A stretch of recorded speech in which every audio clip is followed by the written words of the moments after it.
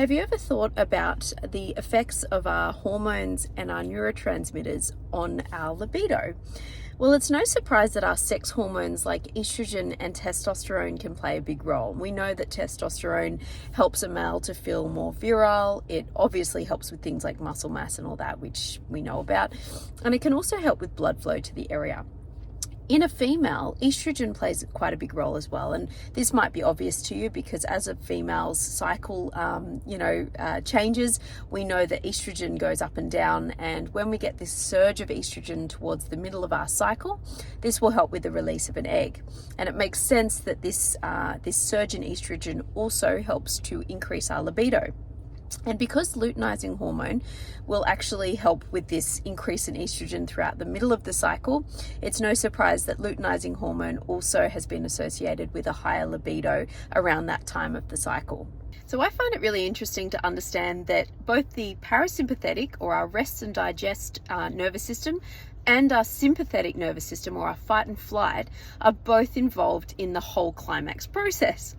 So if you think about it, in a male, this is easier to understand. The parasympathetic nervous system is kind of the aim, and the sympathetic nervous system is the fire.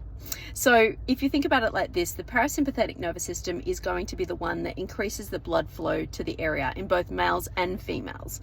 So if we're feeling overly stressed, it's no surprise that we're not going to be able to feel as much stimulation in that area because we're not going to get that blood flow to the area. And then it's actually our sympathetic nervous system that is going to be involved in the actual climax process. What about dopamine? Well, we've heard about dopamine as being a pleasure chemical, and it's going to help to reinforce behavior. So it's no surprise that dopamine is going to be released out during climax. And this will help us to reinforce the behavior and essentially want to do it again so that we can continue on our species, essentially. Another really important hormone related to this process is oxytocin. You may have heard of oxytocin in the birthing process. So it actually plays a couple of different roles. Oxytocin's incredible. It's going to be released out towards the end of a pregnancy, and it actually helps with the muscular contractions of the uterus, which is going to help to essentially push out the baby at the end of the pregnancy. You may have heard of prolactin. Now, prolactin is going to help with the production of breast milk in a female when they are breastfeeding, but it's actually oxytocin that is the hormone that is going to cause the release of the breast milk when you're breastfeeding. So I think that's really interesting.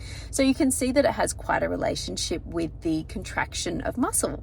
So it may not be a surprise now when you think about oxytocin when it's released out during climax, because it helps with the muscular contraction of the important organs when you are climaxing. Oxytocin is also involved in stimulating feelings of love and affection towards your partner or your baby. As I said, when you are breastfeeding, you're going to be releasing out oxytocin too, and it helps you to feel a connection between your new baby. But when you are making love, obviously oxytocin is going to be released, and it's going to help you to feel a connection between your partner. I think that's really interesting as well. So how does our health relate to our libido? Well, when we're making our sex hormones, we actually use one base molecule, which is cholesterol, and we convert that into all of our sex hormones. So it's no surprise that if we're not eating any cholesterol, or we're taking drugs like statins that are going to inhibit the production of our cholesterol, then we're not able to make our sex hormones properly. So we also require amino acids to be able to produce both our hormones and our neurotransmitters, as well as the receptors that are able to bind with all of these.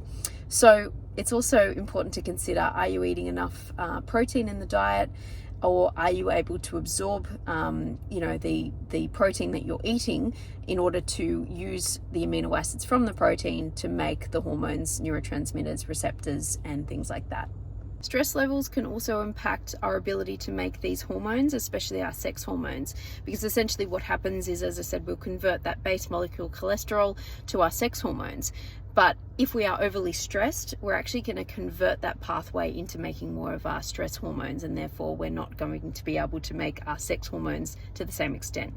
So remember how I said that the parasympathetic nervous system, or the rest and digest nervous system, is important for redirecting blood flow to the important organs. So it's no surprise that if you are feeling particularly stressed, we're going to switch off this parasympathetic nervous system, and you may have trouble with sensation in that area if you're particularly stressed. Another quick note on stress. We know that stress actually really impacts the hypothalamus, and this is the part of the brain that actually is going to stimulate the anterior and posterior pituitary glands. These are the glands that are involved in the release of our sex hormones and our neurotransmitters like oxytocin. You might have heard of new mothers, for example. If they're stressed, it tends to switch off their breast milk production, and this is because, as I said, oxytocin is what causes the actual release of the breast milk. So if our hypothalamus is affected by stress and we're not able to release out enough oxytocin, it's no surprise that this is going to also affect our ability to have a libido. And of course, the anterior pituitary gland is going to cause the release of our sex hormones. So if we can't do this, then we're not going to have, the libido effects that our sex hormones will provide.